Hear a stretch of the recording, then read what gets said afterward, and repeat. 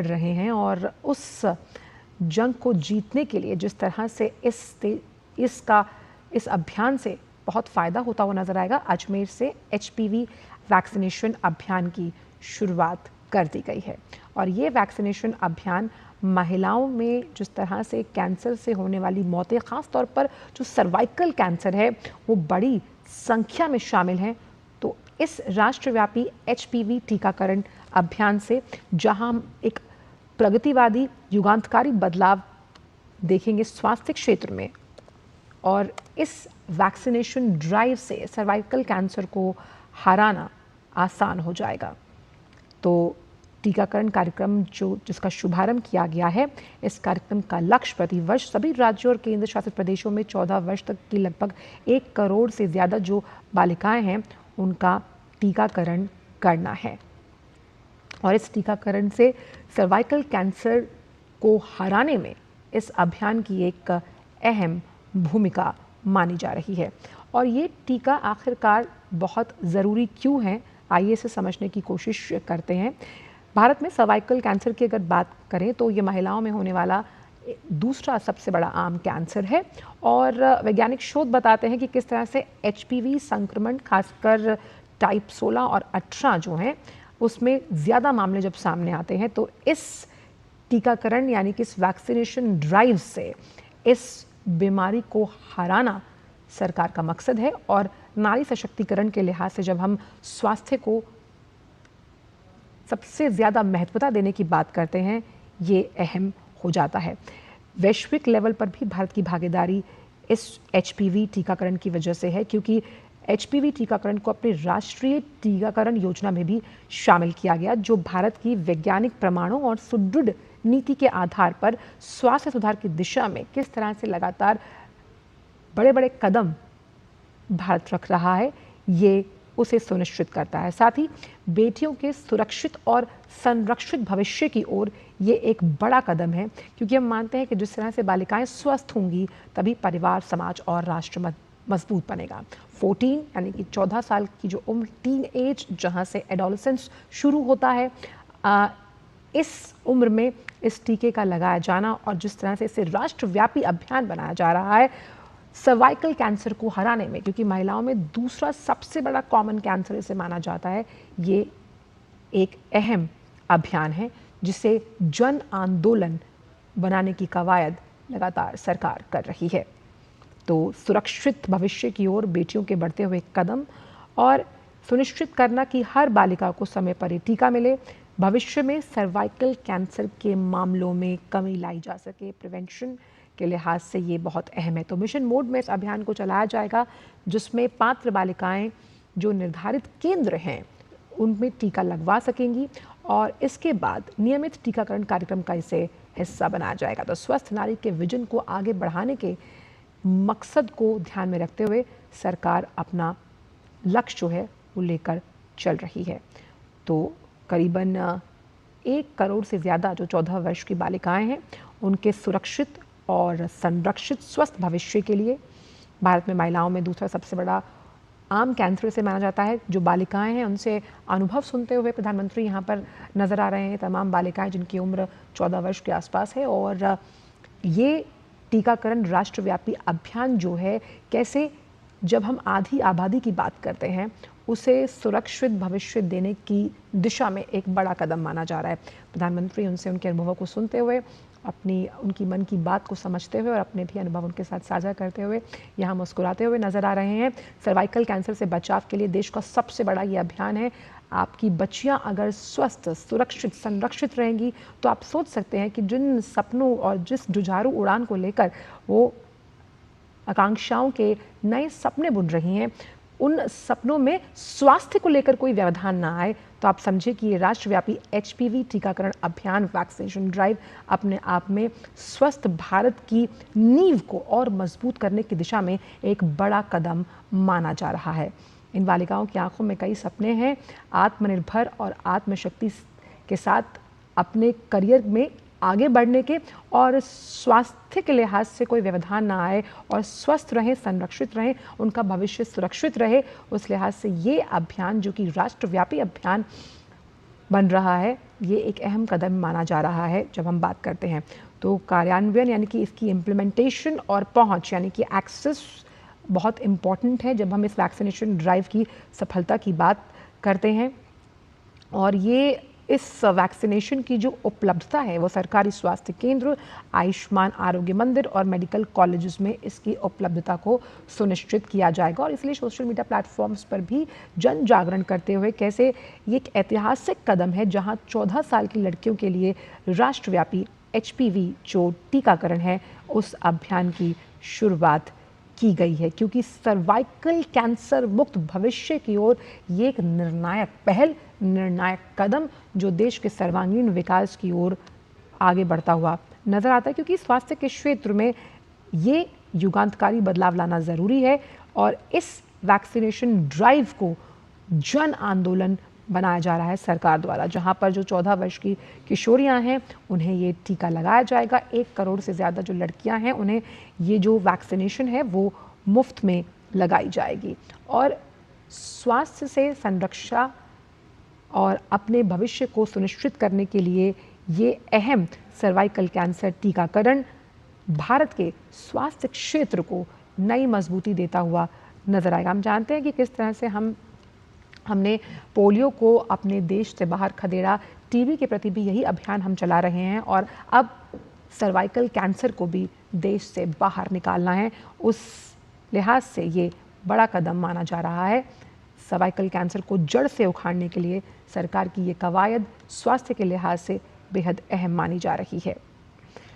तो स्वस्थ नारी विकसित भारत के उस संकल्प को परिलक्षित करने के लिए बहुत मजबूत धुरी है और इसीलिए हर साल 1 करोड़ से ज़्यादा लड़कियों को मुफ्त में ये वैक्सीन लगाई जाएगी। और टीकाकरण का जो ये राष्ट्रीय अभियान इसका शुभारंभ हुआ है और इस अभियान से महिलाओं में होने वाले सर्वाइकल कैंसर की रोकथाम के लिहाज से ये बड़ा अहम माना जा रहा है। शुरू के 3 महीने की अवधि में इसे मिशन मोड पर चलाया जाएगा। मिशन मोड यानी कि किस तरह से हर आरोग्य मंदिर जो है आयुष्मान का, वहाँ जो सामुदायिक स्वास्थ्य केंद्र है वहाँ पर इसे लगाया जाएगा। फिर इसे राष्ट्रव्यापी वैक्सीनेशन के लिहाज से नियमित तौर पर इससे जोड़ा गया है। और कैसे जब हम टीकाकरण अभियान को जन आंदोलन बनाने की बात करते हैं उस लिहाज से एक ऐतिहासिक कदम है राष्ट्रव्यापी HPV टीकाकरण का शुभारंभ, जहां हम सर्वाइकल कैंसर मुक्त भारत, देखिए बहुत सी ऐसी बीमारियां जिन्हें बाहर निकालना है देश से, वो ज़रूरी इसलिए है कि जब हम देश की आर्थिक प्रगति की बात करते हैं उस आर्थिक प्रगति में अहम योगदान किन का है? अहम योगदान है महिलाओं का। और ऐसे में महिलाएं अगर स्वस्थ होती हैं, आपका घर स्वस्थ रहता है, आपका घर खुशहाल रहता है। वो कहते हैं ना कि किसी घर को अगर आप मुस्कुराते हुए देखना चाहते हैं तो आप वहाँ पर बच्चियों और महिलाओं को अगर मुस्कुराते हुए देखते हैं तो आपका घर भी मुस्कुराता है। और ऐसे में अगर आप स्वस्थ हैं, हष्ट-पुष्ट हैं और इस तरह की बीमारियां जो कहीं ना कहीं जीवन लील लेती हैं, उन बीमारियों की रोकथाम के लिए जिस तरह से ये वैक्सीनेशन ड्राइव सर्वाइकल कैंसर की रोकथाम के लिए चलाया गया है, ये बहुत अहम औजार साबित होगा जब हम सर्वाइकल कैंसर के खात्मे की बात करते हैं। अब इस पहल से भारत उन तमाम देशों की सूची में शामिल है जिन्होंने HPV टीकाकरण को अपनी राष्ट्रीय टीकाकरण योजना में शामिल किया है। ये कदम दर्शाता है कि भारत लगातार वैज्ञानिक प्रमाणों को आगे लेते हुए अपने स्वास्थ्य सुधार की दिशा में आगे बढ़ रहा है। वो आपको याद होगा जिस तरह से इस बार के बजट में रिफॉर्म एक्सप्रेस की बात की गई थी, वो रिफॉर्म एक्सप्रेस अलग अलग क्षेत्रों से जुड़े हुए थे और ऐसा ही एक क्षेत्र स्वास्थ्य का भी है कि कैसे हेल्थ सेक्टर में नए जो प्रयोग हैं, नवाचार हैं और नए प्रयोगों के साथ, नए विचारों के साथ कैसे हम हेल्थ सेक्टर में आमूल-चूल परिवर्तन करें। और उसी परिवर्तन के लिहाज से ये जो वैक्सीनेशन ड्राइव है ये अपने आप में युगांतकारी साबित होने वाला है। ये टीकाकरण ऐच्छिक होगा, माता पिता की आप जब सहमति होगी तब इस टीके को लगाया जाएगा। शुरू के 3 महीने की अवधि में मिशन मोड में इसे चलाया जाएगा, इस पूरे अभियान को।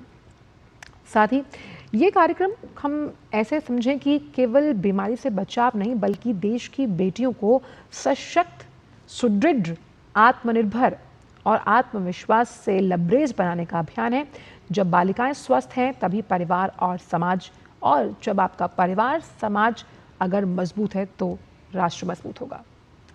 नरेंद्र मोदी जी, आप सभी का अभिवादन स्वीकार करते हुए आखिर हमारी प्रतीक्षा की घड़ियां समाप्त हुई और इस समय हमारे और आपके बीच पधार चुके हैं हम सबके आदरणीय, परम सम्माननीय माननीय प्रधानमंत्री श्री नरेंद्र मोदी। हार्दिक स्वागत, कोटि कोटि अभिनंदन। देवी और सज्जनों, आप देख सकते हैं देश के शिखर नेतृत्व और जनता के बीच तारतम्य की सजीव अनुभूति, लोकतंत्र की जीवंत शक्ति और भावपूर्ण दृश्य। पुनः अभिवादन, अभिनंदन। सोनेरी धरती जठे, चांदी रो आसमान, रंग रंगीलो रस भरियो म्हारो राजस्थान। सोने सी धरती और चांदी से आसमान वाले इस राजस्थान प्रदेश में वीरों की धरती, आन बान और शान वाले इस प्रदेश के दूर दूर अंचल से आए गणमान्य नागरिकों की ओर से माननीय प्रधानमंत्री जी का धर्म नगरी अजमेर की इस पावन धरा पर, सम्राट पृथ्वीराज चौहान की नगरी अजमेर की धरती पर हार्दिक स्वागत और अभिनंदन। मान मनोहर के साथ खम्मा घड़ी नमस्कार। अभूतपूर्व उत्साह जन सैलाब में, और इसी उत्साह के क्षणों के साथ ही माननीय मुख्यमंत्री महोदय राजस्थान श्रीमान भजनलाल शर्मा जी से हम करबद्ध आग्रह कर रहे हैं, कृपया माननीय प्रधानमंत्री जी को साफा और उपरना भेंट कर आतिथ्य सत्कार की परिपाटी का निर्वहन करें। जी हाँ, कर्मयोगी प्रधान सेवक, राजस्थान वासियों की भावनाओं का प्रतीक ये साफा आपको, जो आन बान और शान का प्रतीक है, राष्ट्र प्रथम की जीवंत प्रेरणा, हमारे राष्ट्र के शीर्ष नेतृत्व माननीय प्रधानमंत्री जी को, और उसके साथ ही राधे राधे अंकित ये उपरना, और उसके साथ ही कलात्मक मनमोहक भगवान श्री कृष्ण की ये लकड़ी की बनी हुई प्रतिमा आपको ससम्मान भेंट की जा रही है। ये सम्मान की अभिव्यक्ति है समस्त राजस्थानियों की ओर से विश्व पटल पर भारत के मस्तक को ऊंचा करने वाले करिश्माई नेता माननीय प्रधानमंत्री जी की।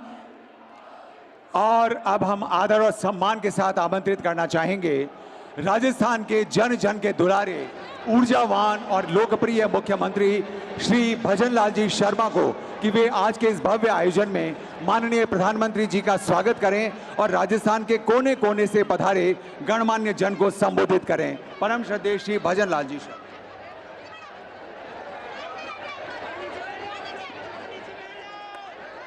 भारत माता की, भारत माता की, भारत माता की, पुष्करराज तीर्थ की। आज के इस कार्यक्रम में हमारे देश के यशस्वी प्रधानमंत्री, भारत के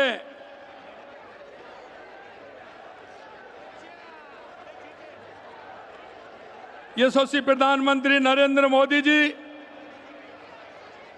माननीय राज्यपाल राजस्थान हरिभाऊ किशन राव बागड़े जी,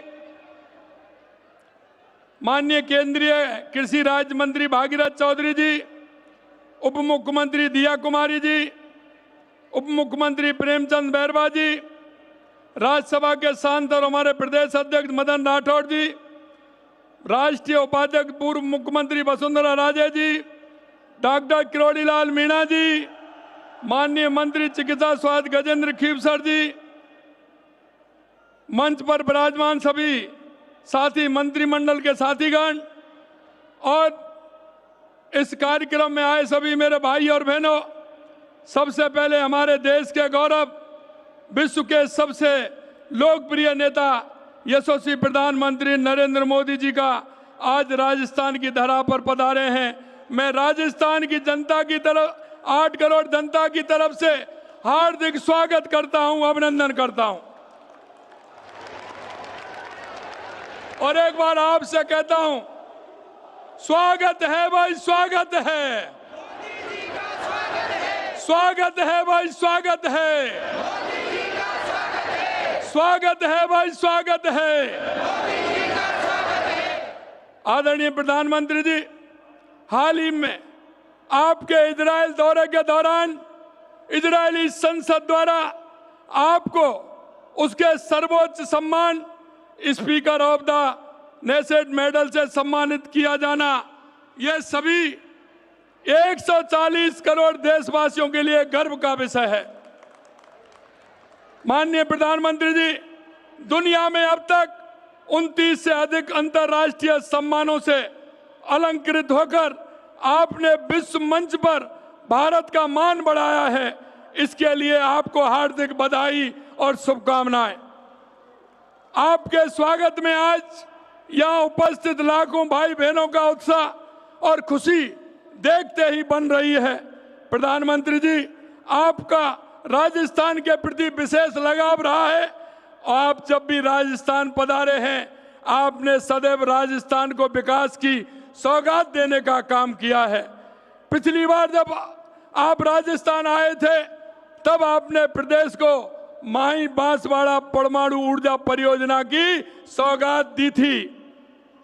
दिसंबर 24, मई 2025 और सितंबर 2025 में आपने प्रदेश को 1,80,000 करोड़ के विकास कार्यों का उपहार दिया था।